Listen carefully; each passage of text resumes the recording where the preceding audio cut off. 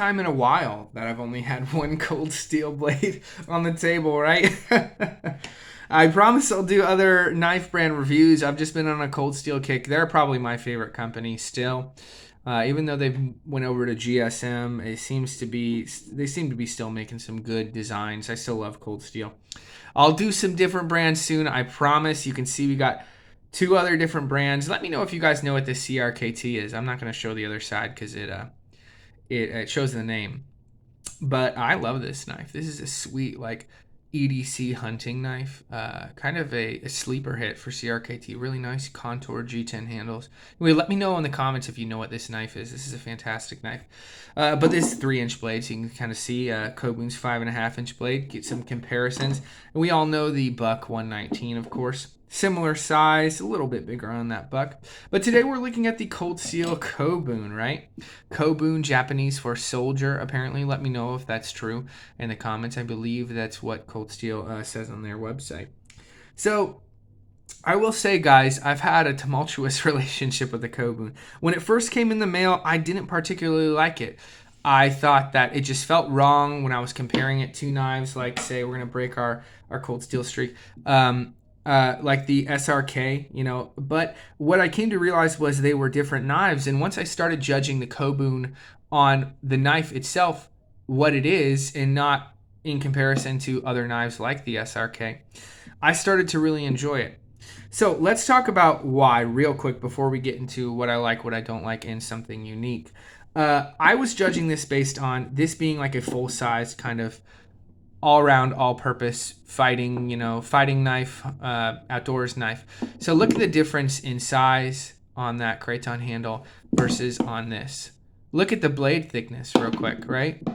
We're talking about just a bigger, thicker blade. This is a different knife than this.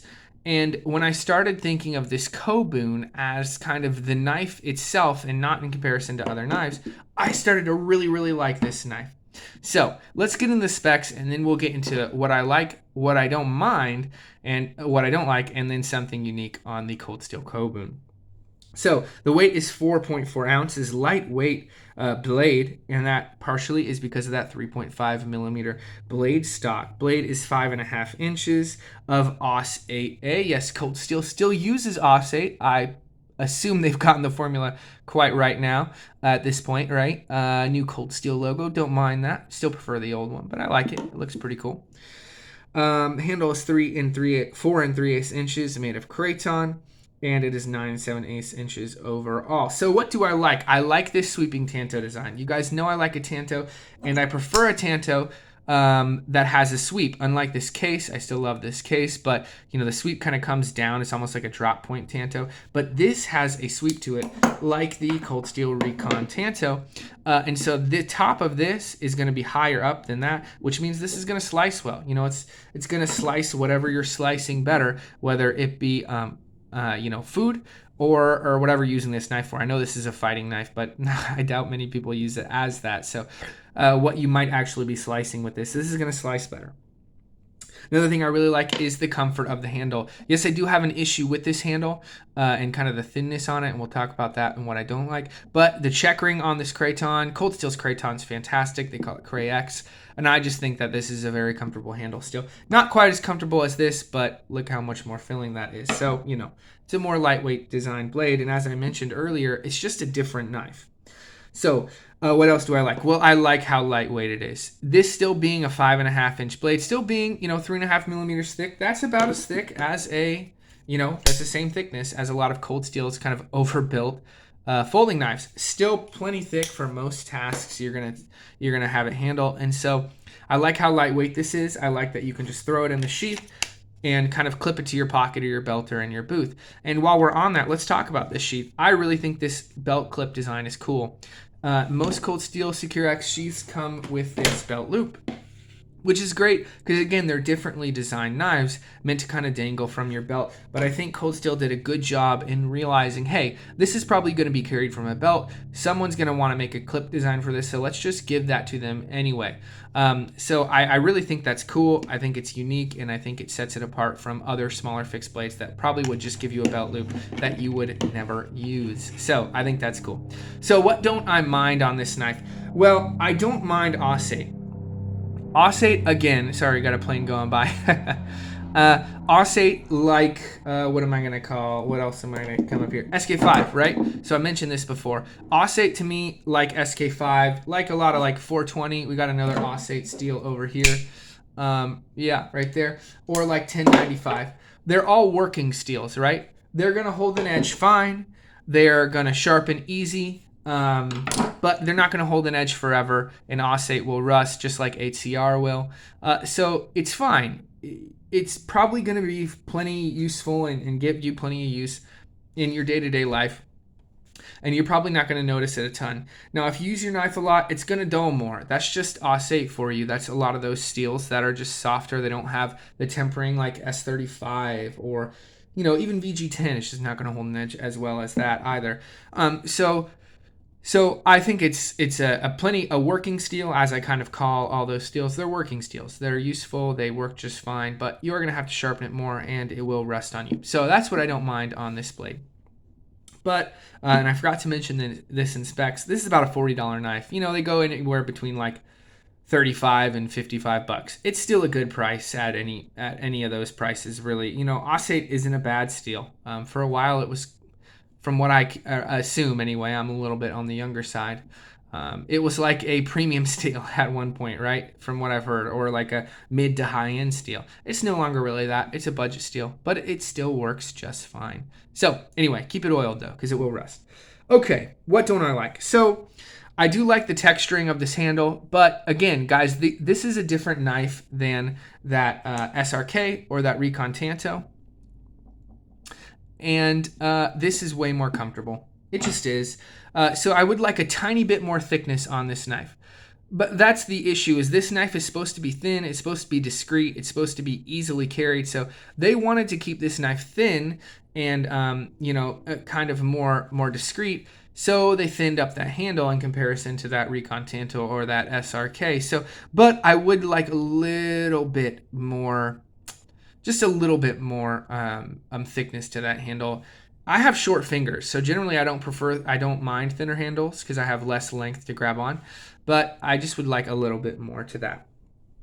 So, couple other things I dislike, and they're kind of in the same vein. There's a couple things about the fit and finish on this particular model, this particular Kobun, that I want to talk about. Now, you guys can let me know in the comments if this is an issue, if you guys have seen this with your Kobuns. Cold Steel is usually amazing about their fit and finish. I've been loving this knife lately, this Cold Steel Medium Warcraft. This is Italian made, much more expensive obviously in 3V, but the fit and finish on this is just phenomenal. Fit and finish on most of their knives, this right here, American Lawman. Great, fantastic. The fit and finish on this seems to be not quite up to the Cold Steel standards I'm used to. So there's a couple things. Look at that guard. The guard seems a little bit off. There's more length on the back than there is on the front. That might be intentional, but I don't know why. And it is minimal. It's not like there's a ton more. I would honestly prefer if there was more on the front and less on the back. I am tempted to cut that guard off, but it's so small, it doesn't really get in the way of anything. So I'm not sure if it's probably not a huge issue, but it is a little bit bigger on the top than on the bottom. Not sure why, not sure if that's intentional. If it is, I'm not sure I quite like it. So another thing I don't like is, let's see if I can get you guys to see this real quick. So can you guys see the grind on that? Do you see the unevenness of that Tanto? So you guys can see, so the way these Tanto grinds work is, they have this secondary bevel up here and it goes up to a certain point, right? And then that drops down, right? Okay, so that happens on all Tanto knives. The issue with this particular one is the grinds are not even on both sides. Can you see that? You might not even be able to see that well. Yeah, you can see that. So the grind on this side is clearly higher than on the other side. It's not the end of the world, but it is quite a bit higher on the one side, and it is quite a bit noticeable.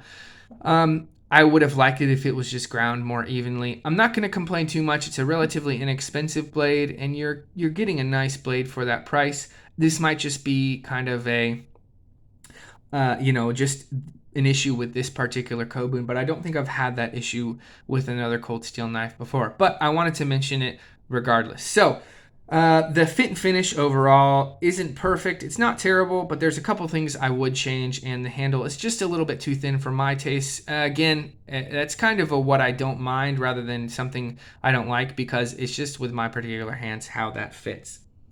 So, what is unique? Well, I love how lightweight this thing is, with also being very capable. Now, it's not as capable as something like the Recon Tanto, but it's still pretty darn capable for what it is and how lightweight it is, right? We did a review, I think it was my last review that came out, and I'm going to grab something real quick from my knife case, on this Spartan, right? This Spartan is 9 ounces. This is 4.5 ounces. It has a bigger blade. The blade thickness is almost as thick as this, and honestly, this is going to be capable of just as much, if not more. Now, this is folding, so again, it's a little bit of a different animal. But I just think that it's unique how lightweight of a blade this is, how low kind of profile it is, with it also being a very capable knife. Capable camp knife, capable fighting knife, from what I know anyway, and from what I can kind of assume. And it's just an overall well-designed knife. Would I recommend it? Absolutely. You might want to get your hands on one, or order from a place that you can return. If you have that grind issue, it's not the end of the world. You could grind it down yourself, but who wants to do that when they get a knife from the factory, right? So I absolutely recommend the Cold Steel Kobun at around $40. It's definitely worth it. Definitely worth it. Let me know in the comments if there's any knives you guys want to see reviewed. We're growing, guys, so the channel's kind of been growing a little bit quicker. We're doing more reviews lately, so thanks so much for watching. I really appreciate you guys. Again, let me know if there's any knives you'd like to see on table, and I will do my best to get those reviewed. Anyway, you guys have a good one. Peace.